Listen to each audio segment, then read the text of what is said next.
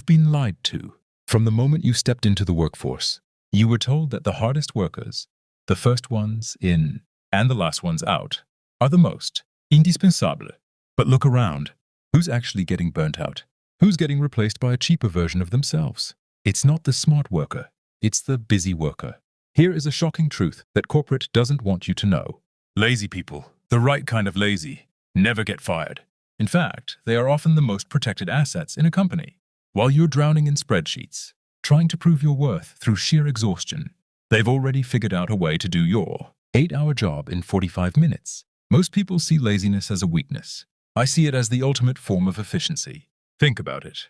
A lazy person hates wasting energy. They hate repetitive tasks. So what do? They build systems. They automate. They find the shortest path between 2 points. They aren't just sitting there doing nothing. They are practicing a high-level psychological game of control versus effort. Today, I'm going to break down the lazy employee paradox.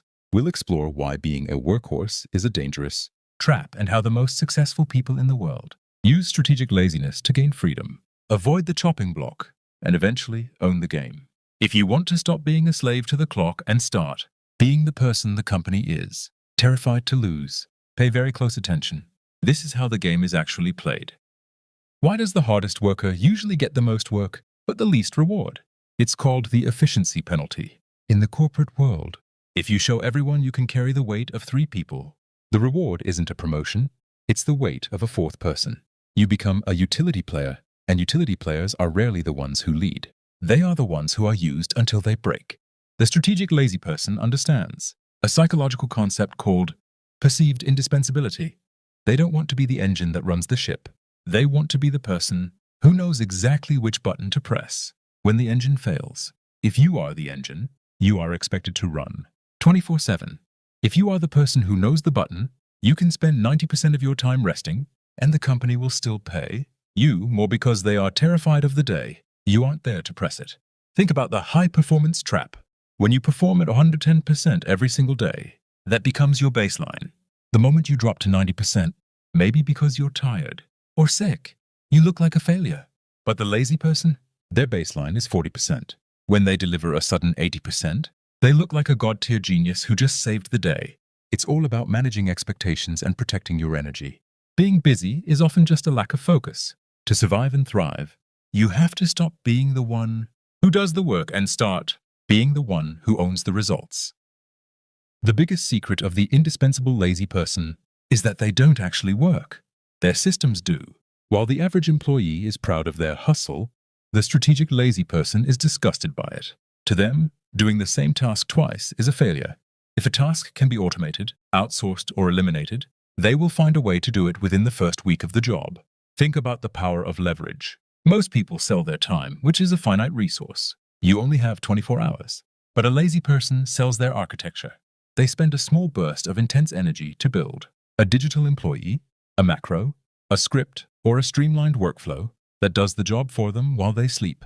Or better yet, while they're at the gym or playing video games. In the eyes of the boss, the work is getting done perfectly and on time. The boss doesn't care if it took you 5 hours of sweating or 5 seconds of code.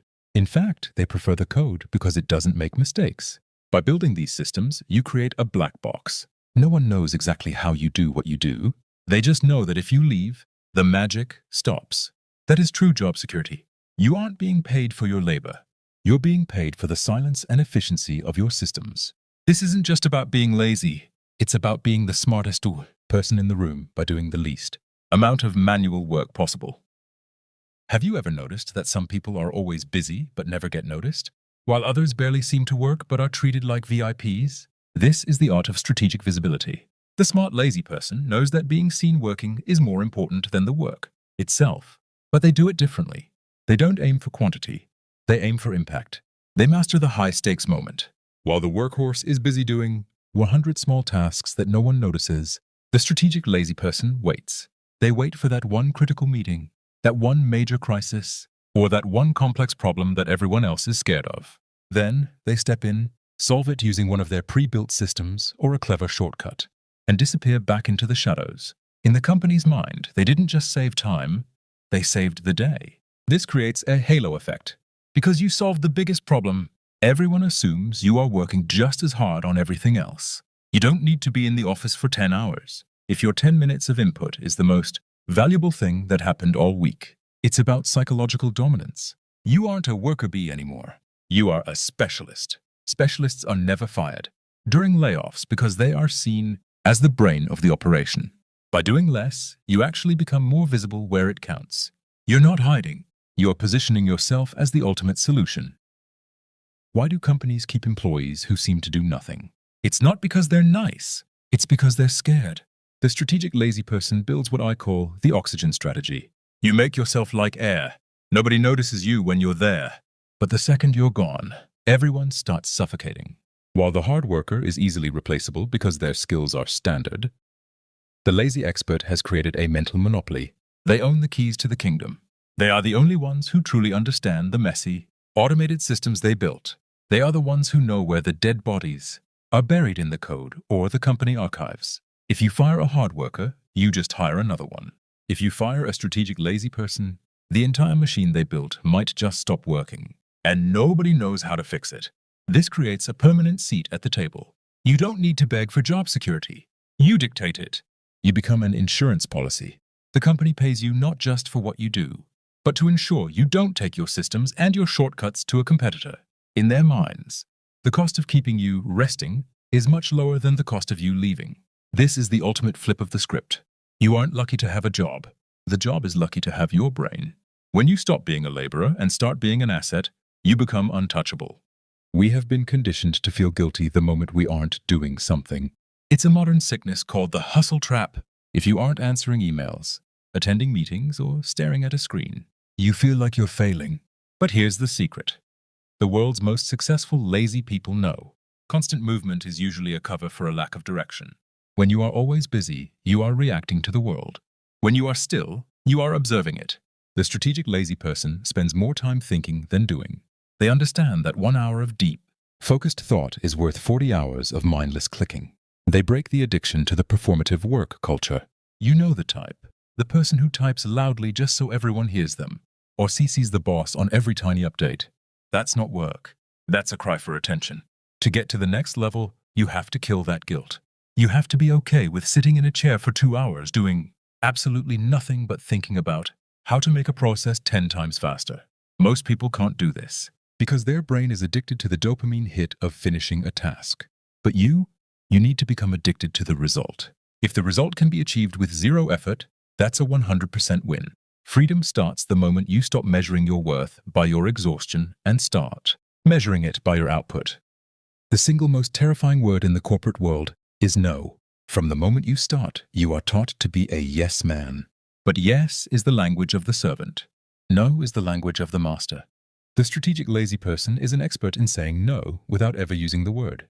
They understand that every time you say yes to a low-value task, you are saying no to the time you need to build your automation systems. The hardest workers always say yes because they crave external validation. They want to be seen as the hero. But heroes burn out. Specialists are the ones who survive. You must build an armor of boundaries. A lazy expert is polite. They are helpful, but they are critically unavailable for garbage work. They use psychological deflectors. I'm currently optimizing the server architecture. Can that wait until next quarter? Or my automated reporting tool is running. I cannot interrupt that process. They make their time feel incredibly expensive. When you value your time, the company will value your time. If you allow everyone to dump their garbage tasks on your desk, you will always be a janitor, no matter what your job title is. To never get fired, you don't just need to be smart. You need to be unmesswithable. The ultimate goal of being strategically lazy isn't just to keep a job, it's to make the job optional. While the workhorse is busy buying a bigger car or a more expensive house to reward their hustle, the lazy expert is buying back their time. They know that the ultimate luxury isn't a designer watch. It's a Tuesday afternoon where you don't have to answer to anyone.